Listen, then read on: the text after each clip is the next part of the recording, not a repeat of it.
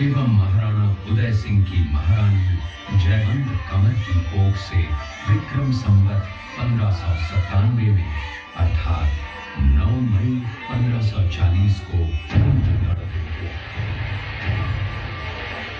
बाल्यकाल चित्तौड़गढ़ में गुजरा।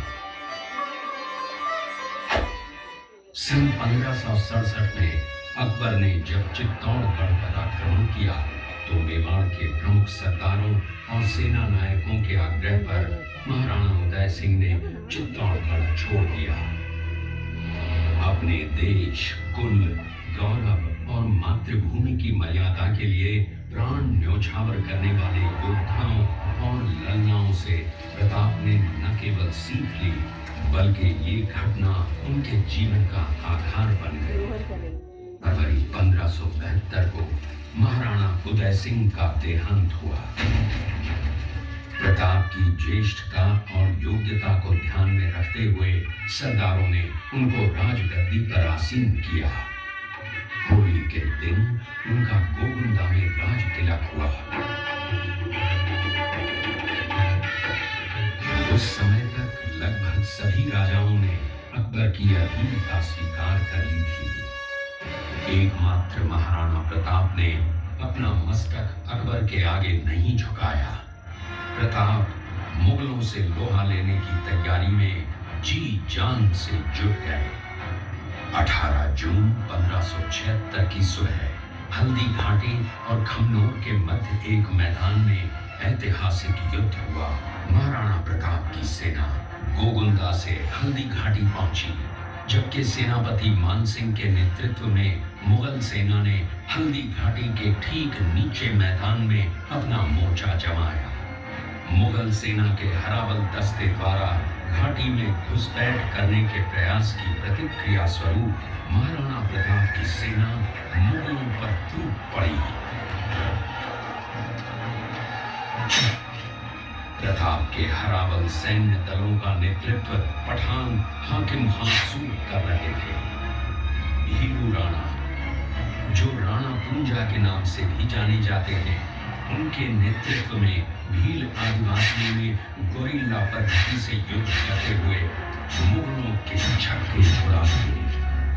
देखते ही देखते शाही सेना में खलबली मच गई। रक्त तलाई घोड़ों की टापों, हाथियों की चंगारों और तलवारों की झनकारों से गूंज उठी। चारों तरफ हाहाकार मच गया। युद्ध का घटनाक्रम अचानक उस समय बदल गया जब प्रताप ने अपने घोड़े चेतक को एड़ लगाकर मानसिंह के हाथी पर चढ़ा दिया और उस पर भाले से भरपूर वार किया। मानसिंह हौदे में दुबक गया। हाथी से उतरते समय चेतक की एक टांग कट गई। इस स्थिति को भांपकर महाराणा प्रताप के हमशक्ल सेनापति झालामान ने महाराणा प्रताप से आज्ञा लेकर उनका राजमुकुट धारण किया। मुगल सेना झालामान को महाराणा प्रताप समझकर उन पर टूट पड़ी और झालामान शहीद हो गए।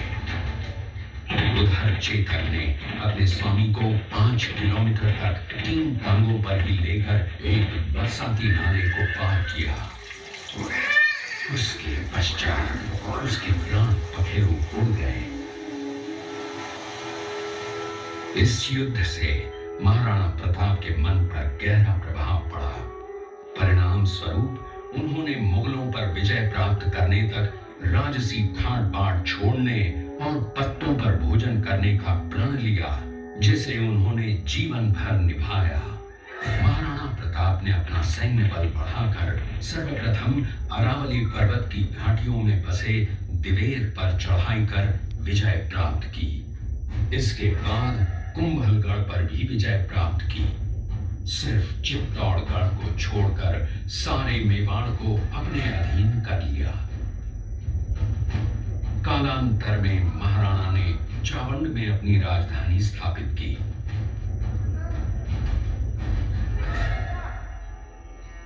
19 जनवरी 1597 को राणा प्रताप ने मात्र 57 वर्ष की आयु में इस संसार से प्रयाण किया।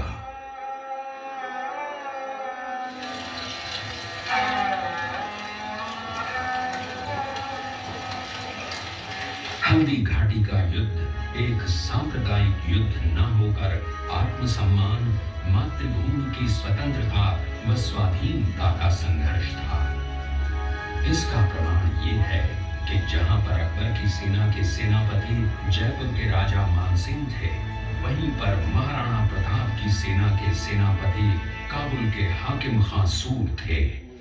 महाराणा प्रताप स्वतंत्रता की वेदी पर एक ऐसा अंगारा था जो आत्मसम्मान व देश गौरव के लिए दिन रात जलता रहा, धधकता रहा और अंत में बुझकर भी उसने देश में ऐसा लौह भर दिया जिसकी प्रखर किरणों ने भारत माता को गुलामी की जंजीरों से मुक्त कराने के लिए सदा प्रेरित किया।